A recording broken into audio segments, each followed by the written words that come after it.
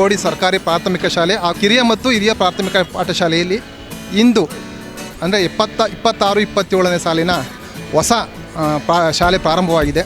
ಅದೇ ರೀತಿ ಪ್ರೌಢಶಾಲಾ ಶಿಕ್ಷಕರು, ಪ್ರೌಢಶಾಲಾ ವಿದ್ಯಾರ್ಥಿಗಳು, ನಮ್ಮ ಶಾಲೆಯ ಮಕ್ಕಳು ಎಲ್ಲರೂ ಈ ಒಂದು ಕಾರ್ಯಕ್ರಮದಲ್ಲಿ ಪುಷ್ಪಗುಚ್ಛವನ್ನು ಅರ್ಪಿಸುತ್ತಾ ಮಕ್ಕಳನ್ನು ತುಂಬ ಹರ್ಷದಾಯಕವಾಗಿ ಆಹ್ವಾನ ಮಾಡಲಾಗಿದೆ. ಇದ್ರು ಅಂದರೆ ಫಸ್ಟ್ ಡೇಗೆ ನಗ್ನಗ್ತಾ ಖುಷಿಯಾಗಿ ಇದೆಲ್ಲ ನಾವು ಅನುಭವಿಸಲಿಲ್ಲ.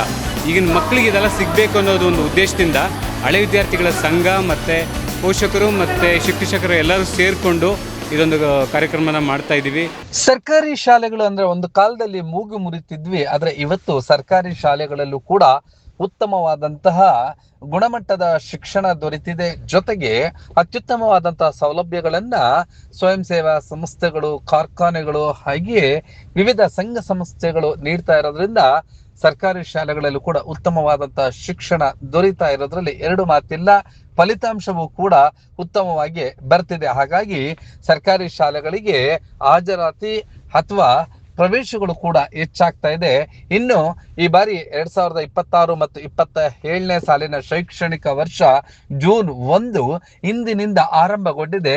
ವಿದ್ಯಾರ್ಥಿಗಳಿಗೆ ಖಾಸಗಿ ಶಾಲೆಗಳಲ್ಲಿ ಹೇಗೆ ಅಭೂತಪೂರ್ವವಾಗಿ ಅವರನ್ನು ಸ್ವಾಗತಿಸುತ್ತಿದ್ದರೋ ಅದೇ ರೀತಿಯಾಗಿ ಬೆಂಗಳೂರು ಹೊರವಲಯ ಆನೇಕಲ್ ತಾಲೂಕಿನ ಹೆಬ್ಬಗೋಡಿ ಪಟ್ಟಣದಲ್ಲಿರುವಂತಹ ಈ ಒಂದು ಸರ್ಕಾರಿ ಶಾಲೆಗೆ ಸ್ಥಳೀಯ ಹೆಬ್ಬಗೋಡಿ ನಗರಸಭೆಯ ಆಯುಕ್ತರಾದಂತಹ ರಾಜೇಂದ್ರ, ಶಾಲಾ ಆಡಳಿತ ಮಂಡಳಿ ಹಾಗೆಯೇ ಈ ಒಂದು ನಗರಸಭೆ ಅಧ್ಯಕ್ಷ ಆದಂತಹ ಸುಜಾತ ಹರೀಶ್ ಹಾಗೆ ಸುಜಾತ KP ರಾಜು ಹಾಗೆ ಹಳೆ ವಿದ್ಯಾರ್ಥಿಗಳ ಸಂಘದ ವತಿಯಿಂದ ಅವರನ್ನ ಅದ್ದೂರಿಯಾಗಿ ಸ್ವಾಗತಿಸಲಾಯಿತು. ಎಲ್ಲರ ಮೇಲೂ ಕೂಡ ಪುಷ್ಪಾರ್ಚನೆ ಅಂದ್ರೆ ಪುಷ್ಪ ಹೂವಿನ ಮಳೆಯನ್ನ ಸುರಿಸಿ ಅವರನ್ನ ಶಾಲೆಯ ಒಳಗೆ ಕರೆತರಲಾಯಿತು. ಶಾಲೆಗೆ ವಿವಿಧ ಬಣ್ಣದ ತೋರಣಗಳನ್ನ ಕಟ್ಟಿ ಹಾಗೂ ರಂಗೋಲಿಗಳನ್ನ ಹಾಕಿ ಸ್ವಾಗತಿಸಿದಂತ ಎಲ್ಲ ದೃಶ್ಯಗಳನ್ನ ನೋಡೋಣ ಬನ್ನಿ.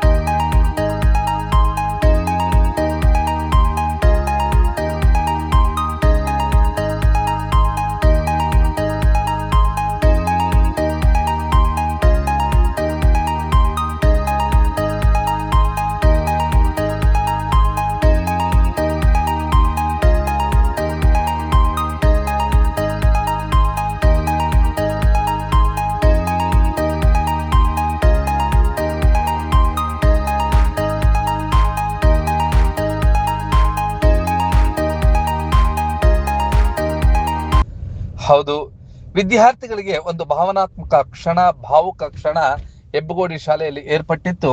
ಯಾರು 26 ಮತ್ತು 27ನೇ ಸಾಲಿನಲ್ಲಿ ವ್ಯಾಸಂಗ ಮಾಡಲು ಇವತ್ತಿನಿಂದ ಶಾಲೆಗಳು ಆರಂಭವಾಗಿದ್ದರಿಂದ ಬಂದಂತಹ ವಿದ್ಯಾರ್ಥಿಗಳಿಗೆ ಅದ್ದೂರಿಯಾದಂತಹ ಸ್ವಾಗತವನ್ನ ಕೋರಲಾಯಿತು. ಅದ್ದೂರಿ ಸ್ವಾಗತದ ಇನ್ನಷ್ಟು ದೃಶ್ಯಗಳನ್ನ ನೋಡ್ತಾ ಈ ಸಂದರ್ಭದಲ್ಲಿ ನಗರಸಭೆ ಆಯುಕ್ತರ ಮೊದಲಾಗಿ ಎಲ್ಲ ಗಣ್ಯರು ಕೂಡ ವಿದ್ಯಾರ್ಥಿಗಳನ್ನ ಸ್ವಾಗತಿಸಿದ್ದು ಹೀಗೆ.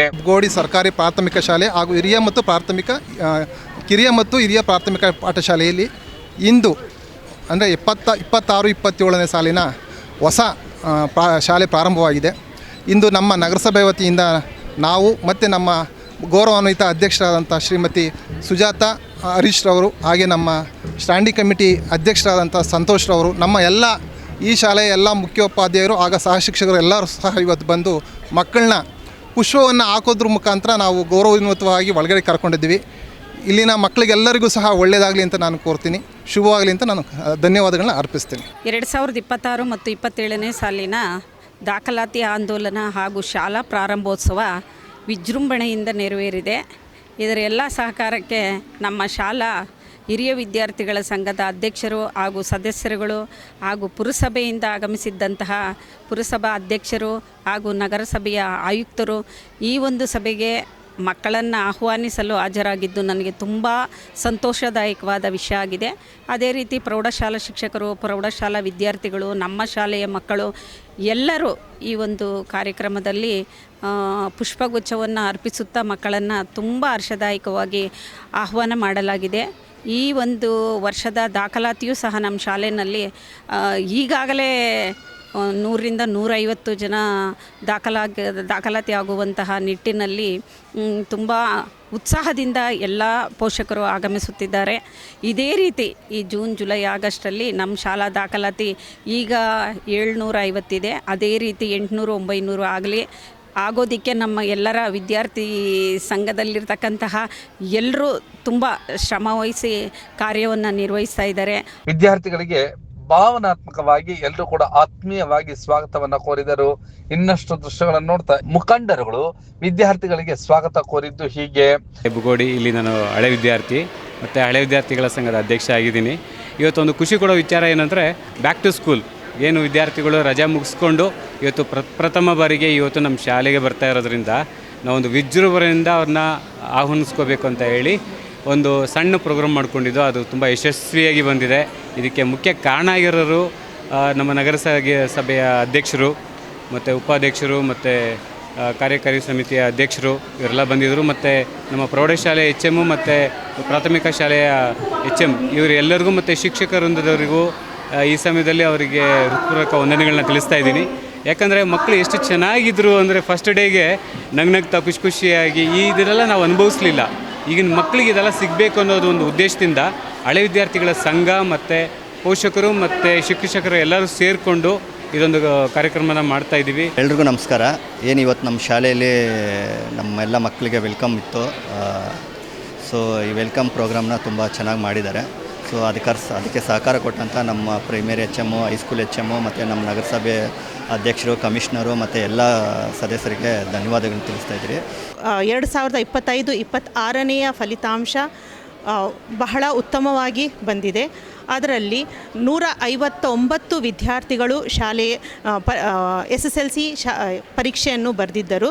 ಅದರಲ್ಲಿ ಎಲ್ಲ ವಿದ್ಯಾರ್ಥಿಗಳು ಅಂದರೆ 159 ವಿದ್ಯಾರ್ಥಿಗಳು ಉತ್ತೀರ್ಣರಾಗಿದ್ದಾರೆ. ಅದರಲ್ಲಿ 16 ಮಕ್ಕಳು ಡಿಸ್ಟಿಂಕ್ಷನ್ ಪಡೆದಿರುತ್ತಾರೆ. ಬಹಳ ಖುಷಿಯಾಯಿತು ಮಕ್ಕಳನ್ನ ನೋಡಿ. ಇಲ್ಲ ಎಲ್ಲದಕ್ಕೂ ಕಂಪೇರ್ ಮಾಡಿದ್ರೆ ನಿಜವಾಗ್ಲೂ ಪ್ರೈವೇಟ್ ಸ್ಕೂಲು ಅಂತಾರೆ. ಅದಕ್ಕೆ ನಮ್ಮ ಗೌರ್ಮೆಂಟ್ ಶಾಲೆ ಏನು ಕಮ್ಮಿ ಇಲ್ಲ. ಪ್ರತಿಯೊಂದು ಇಲ್ಲಿ ಮಕ್ಕಳಿಗೆ ಉಚಿತವಾದ ಸೌಲಭ್ಯಗಳಿದೆ. ಸ್ಕೂಲಲ್ಲಿ ಸಮವಸ್ತ್ರ ಆಗ್ಬೋದು, ಬುಕ್ಸ್ ಆಗ್ಬೋದು, ಸಾಕ್ಸು, ಶೂಗಳಾಗ್ಬೋದು, ಪ್ರತಿಯೊಂದು ಉಚಿತ ಊಟ ಸಹ, ಮಧ್ಯಾಹ್ನದ ಊಟದ ವ್ಯವಸ್ಥೆ ಎಲ್ಲ ಇದೆ.